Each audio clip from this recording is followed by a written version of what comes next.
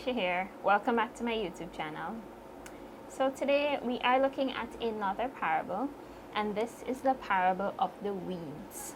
So we are still in Matthew 13, and we are reading from verses 24 to 30, and then I will pick it up at verses 36 to 43.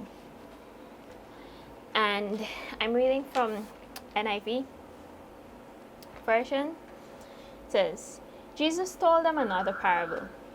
The kingdom of heaven is like a man who sowed good seed in his field. But while everyone was sleeping, his enemy came and sowed weeds among the wheat and went away. When the wheat sprouted and formed heads, then the weeds also appeared. The owner's servants came to him and said, Sir, didn't you sow good seeds in your field? Where then did the weeds come from? An enemy did this, he replied. The servants asked him, Do you want us to go and pull them up? No, he answered, because while you are pulling the weeds, you may uproot the wheat with them. Let both grow together until the harvest. At this time, I will tell the harvesters, first collect the weeds and tie them in a bundle to be burnt. Then gather the wheat and bring it into my barn. Yeah, we're picking up from 36. Then he left the crowd and went into the house. His disciples came to him and said, Explain to us the parable of the weeds in the field. He answered, The one who sowed the good seed is the Son of Man. The field is the world, and the good seed stands for the people of the kingdom. The weeds are the people of the evil one, and the enemy who sows them is the devil. The harvest is the end of the age, and the harvesters are angels. As the weed are pulled up and burnt in the fire, so it will be at the end of the age. The Son of Man will send out his angels, and they will weed out of his kingdom everything that causes sin and all who do evil. They will throw them into the blazing furnace, where there will be weeping and gnashing of teeth. Then the righteous will shine like the sun in the kingdom of their Father. Whoever has ears, let them hear. What I think is important to note in this particular portion of scripture is that the sower was not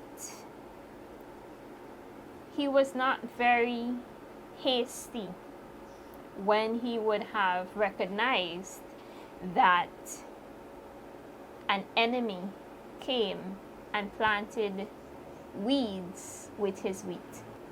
He didn't operate in haste to quickly remove the wheat, because he knew in doing so what was going to happen was that he would probably most likely lose some of the wheat. And at this stage, at the stage of growth, whereby I'm assuming they're now a young plant, because we would have gone through like the life cycle of a plant. First you have the seed, then you have the young plant, then you have the mature plant or whatnot. Like at that stage, it would not have benefited. It probably would have brought more hurt than good if he would have ripped out the wheat, while if he would have ripped out the weed while it's stuck at a young stage. And for me, what I gathered is that a lot of times as believers, depending on your circumstance, how you may have grown up, sometimes you have persons who come to Christ at a later stage in life. They didn't, like, grow up in church, and And they come to Christ later on in life.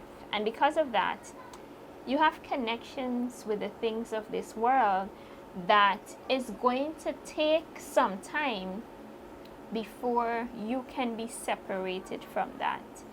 It's going to take maturity before you can be separated from those connections that you have. And God is definitely revealing to us that it is important,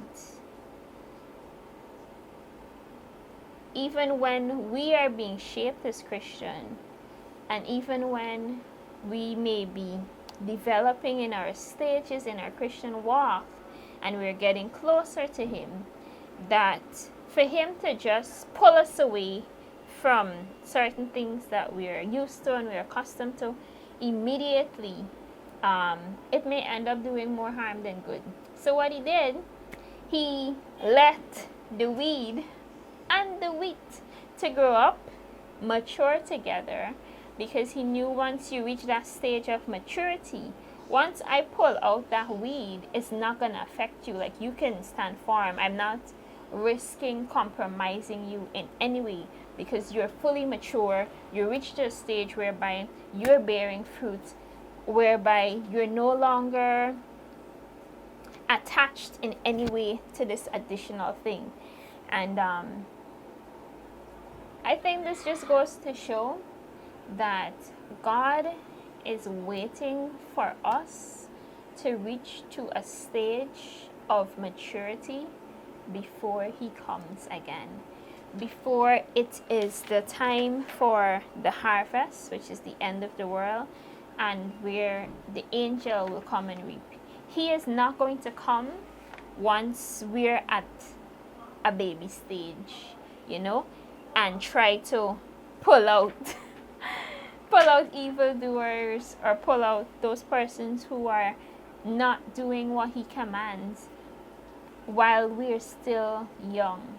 So it's just important for us just to understand that and to work towards maturing in our walk, maturing in our faith with God, because He is watching, He is waiting, and He is seeing both His people, God's people. He's seeing it, because even when Jesus would have explained what it meant, He said the good seed, they represent the children of the kingdom, and the weed represent the children of the wicked.